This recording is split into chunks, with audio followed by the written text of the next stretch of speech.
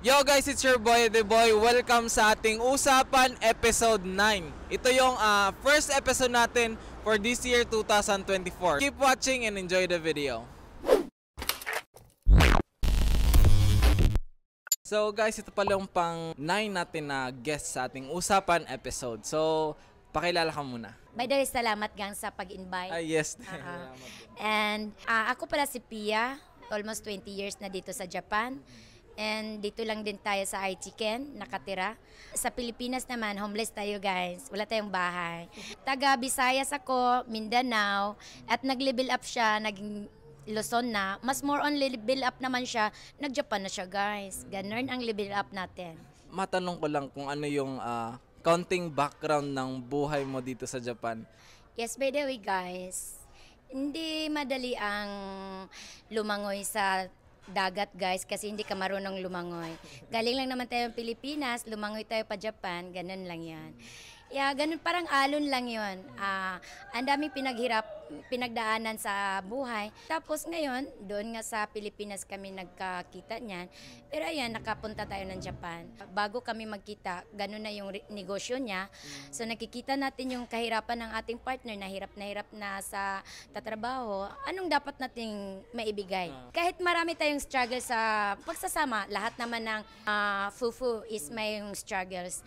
Pero hindi ko na yung tiningnan. Kung ano tayo ngayon, bigay tayo ng pasalamat doon sa partner natin kasi sila ang nagbigay sa atin ng buhay na kung anong meron tayo ngayon. Nagpapasalamat lang ako sa kanya kaya binalik ko lang sa kanya yung binigay niya sa aking kabutihan din. Yun. Wow, grabe, napaka-gambatir niya. Oo, talaga. Supportive na supportive. Yes, support tayo dyan. Paano pag mamatay yan, hayaan mo na lang. Hindi pwede yun, no? Talagang ilalaban natin yan. Kahit anong mangyari, ilaban natin. Sa hirap at sa ginhawa. Kaya nagpapasalamat lang ako sa buong may kapal, syempre.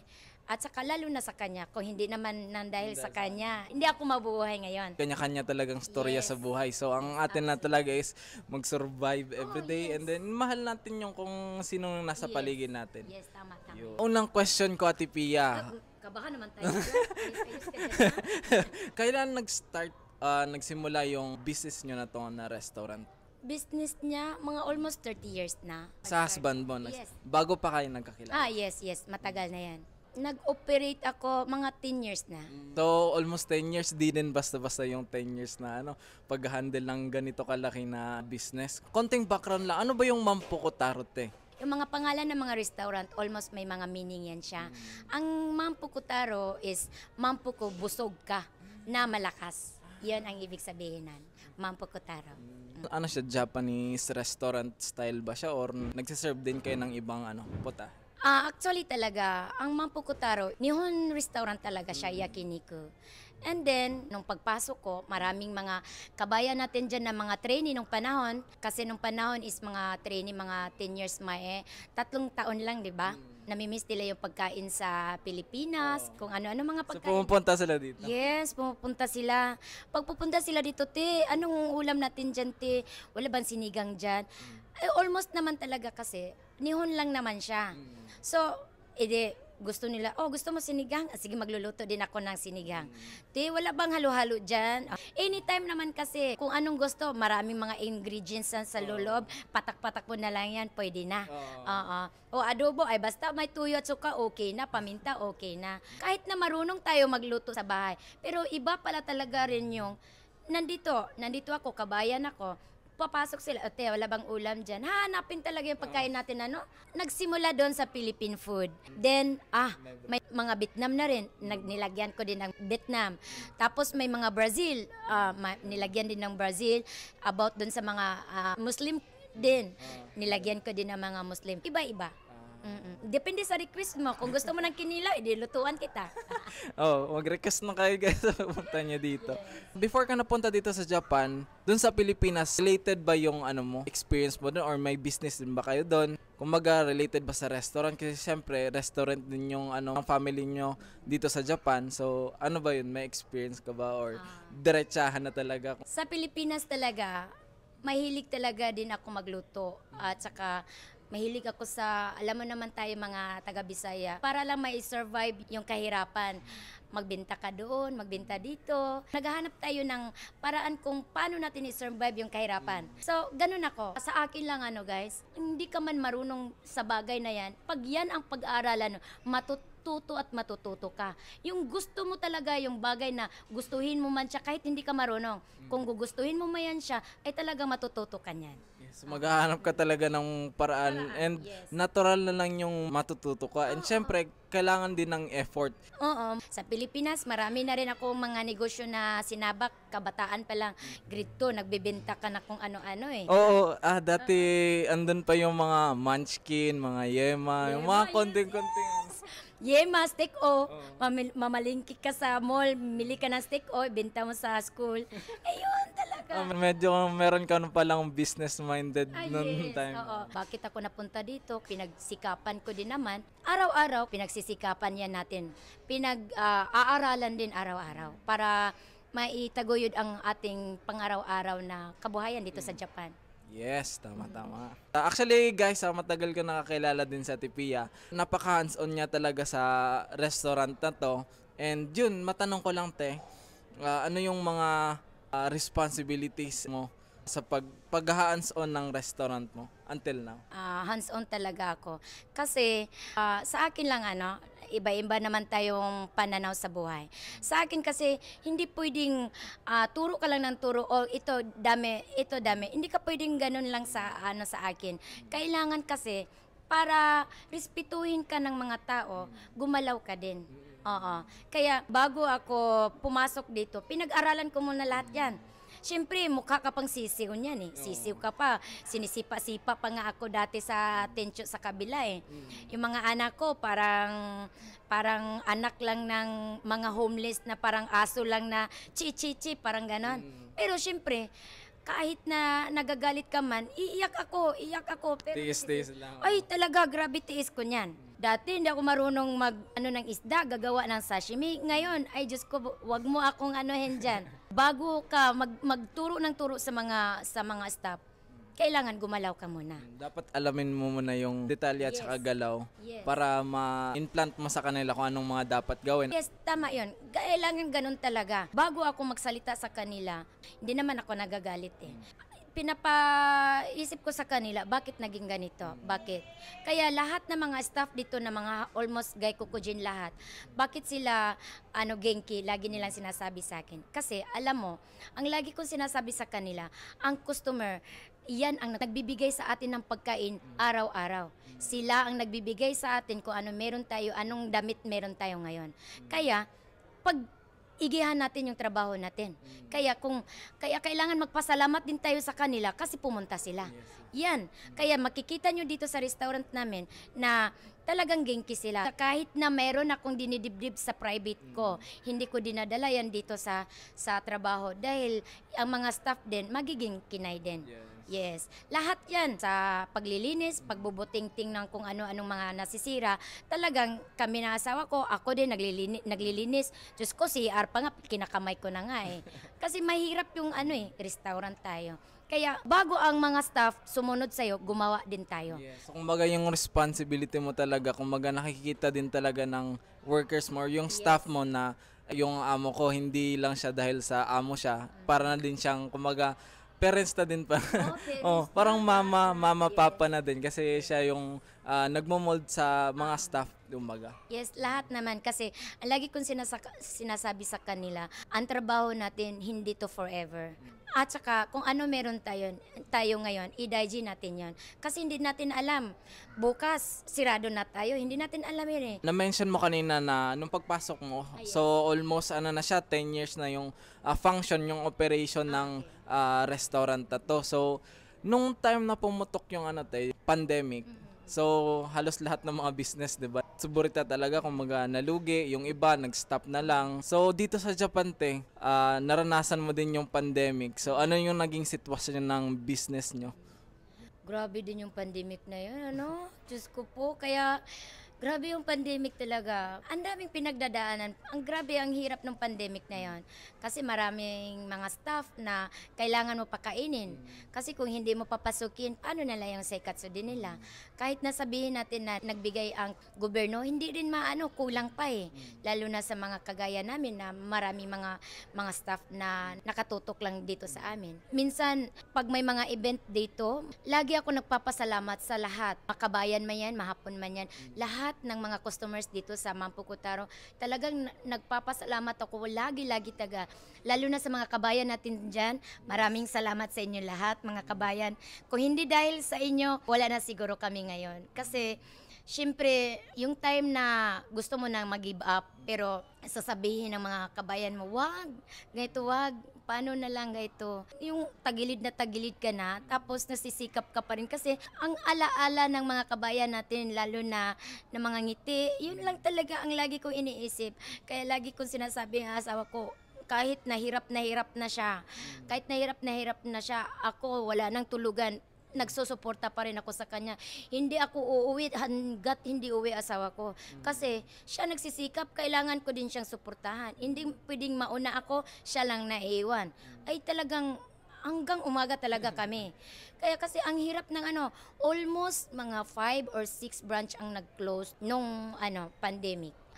Mahirap din i-close ang restaurant dito sa Japan. Hindi mo pwedeng iwan lang. Kailangan mo pang bayaran kasi ang pagyamita lang ng restaurant aabot na mga maliit lang yang sambyakumang. Mga daytay, guhaku, rupyaku, ganyan. Ang siguro pag ito magyamero more on mga ising mang siguro mahigit. Yung gagastusin talaga. Gagastusin. Diyos ko, ang hirap, no? Ngayon na nalagpasan nyo yung pagsubok na yun, yung pandemya na yun. Kasi yun talaga yung naging challenges ng mga business owner talaga. Tapos na yung pandemic. Ano na yung sitwasyon ng Omise ngayon? Yung corona kasi natapos na siya. Doon na naman tayo. Problema na naman tayo. Kasi ilang taon ang pandemic? 3 years? So ang mga tao, hindi na lumalabas, nasasanay na sa bahay. Doon na sila kumakain, nagtitipid na sila, nandun na eh.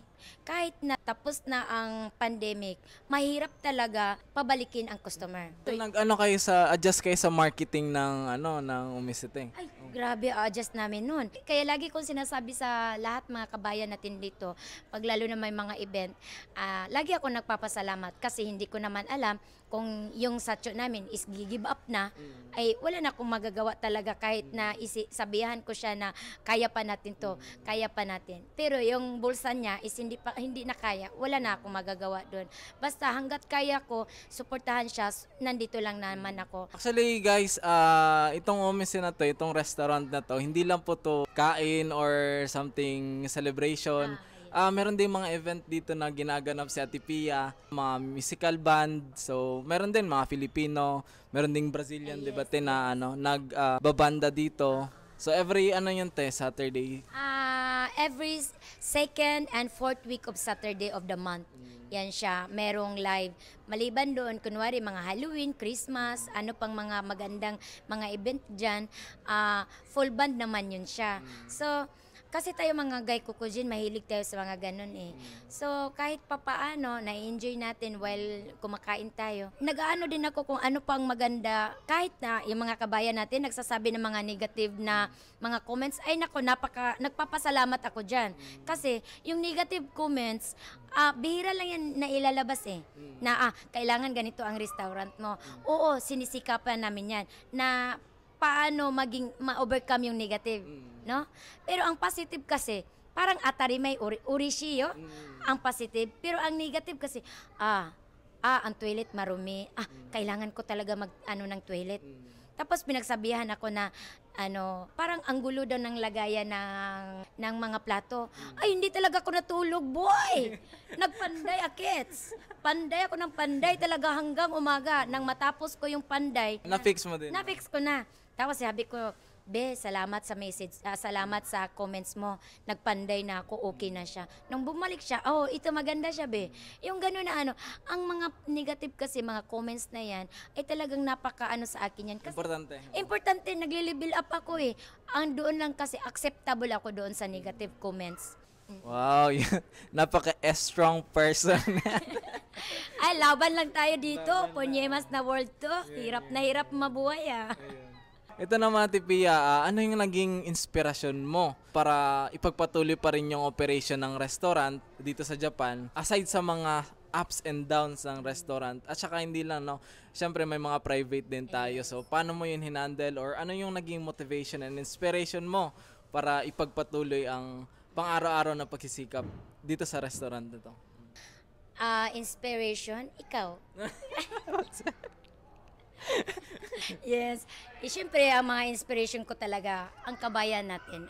Aside doon sa family ko, talaga number one naman yan, family ko, yung mga anak ko.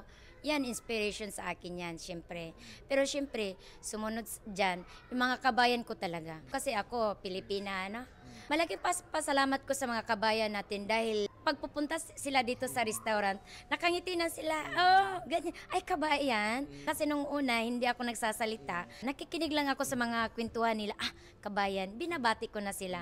Ayun na yung natin para na tayo magkaibigan yan, parang hindi lang tayo nagkikilala ngayon, parang nung nakaraan panahon pa tayo nagkakilala, ganun tayo mga kabayan Oo. Doon ako humuhugot sa mga kabayan talaga natin. Tatawag yung mga staff na mayroong naghahanap sa akin at talagang kahit na gaano ako kabisi, hanggat kaya ko, lumilipad talaga ako ngayon dito. Third, yung mga staff ko. Yeah. Kasi kung hindi dahil sa kanila, hindi din mabubuo. Hindi ko kaya mag-isa to pasalamat na lang din ako sa Panginoon dahil binigyan din ako ng mga mababait na staff. I'm always thankful for them. Habang nakikita kanila na nagsusumikap, sila din present and Yes. at least andito lang kami sa likod mo, Ate Pia. Yes. Tara, tayo, mag-i-function na natin yung restaurant. Yes. Patuloy tayo sa pang-araw-araw natin trabaho. Yes, yan talaga. Ang lang talaga sa restaurant kasi, yung may mapagkakatiwalaan ka.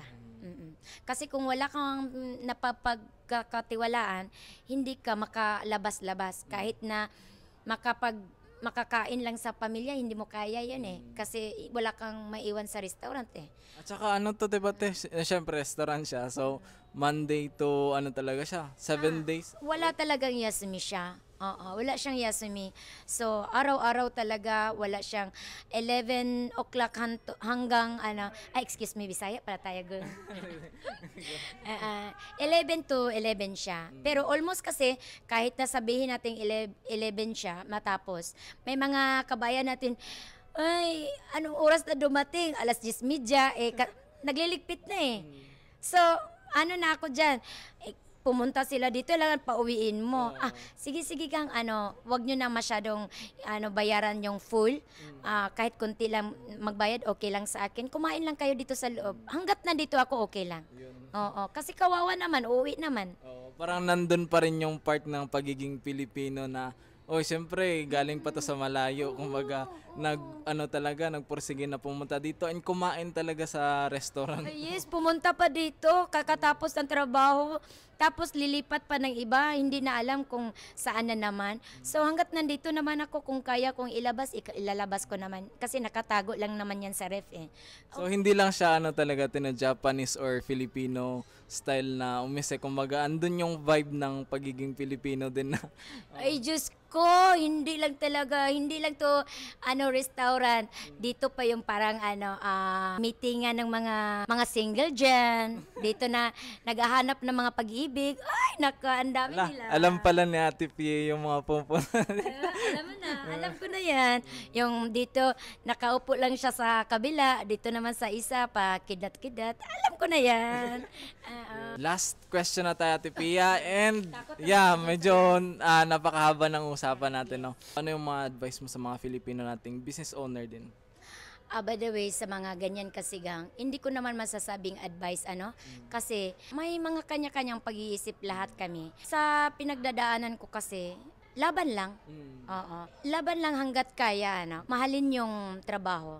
Kasi kung hindi mo talaga mahal yung meron ka ngayon, wala yan Mawawala lang yan, isang idlap.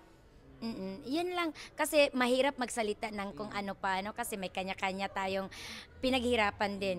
Sila din naghirap kung ano mang pinaghirapan nila. Kanya-kanya kami pinaghirapan. Pero sa akin din, sa akin kasi, lumalaban ako kahit na iniisi-isi na lang ako ng mga ibang lahi. Parang mukha ka ng naging clown, ay clown naman talaga ako lagi. Pero lumalaban pa rin. Ang sa akin lang, ay mga pumasok dito sa restaurant namin, lumabas ng busog, at parang na-enjoy nila, lalo na pagkausap ko, na-enjoy nila yung oras na nag-usap kami. Yes. Grabe, nasa sayo na talaga yung napaka hands-on mo sa trabaho dito and sa customer mo din kasi syempre 'di ba? Halos lahat kilala ka din. Kailangan yan gang, hindi pwede. Kasi ang mga customer, yan ang nagpapakain sa akin. Kung ano meron akong damit ngayon, nandahil sa kanila yan. Yes, taos puso ako nagpapasalamat sa inyo lahat, guys. Dahil kung ano man meron ako ngayon, binabalik ko lang din po sa inyong lahat. Yes, salamat. Maraming salamat po sa panonood at sana po ay may nakuha kayong kaalaman. And for fresh updates, i-follow nyo na lang din po ako sa aking social media account, link in the description below. For more videos like this, please do consider supporting my channel and see you in my next video.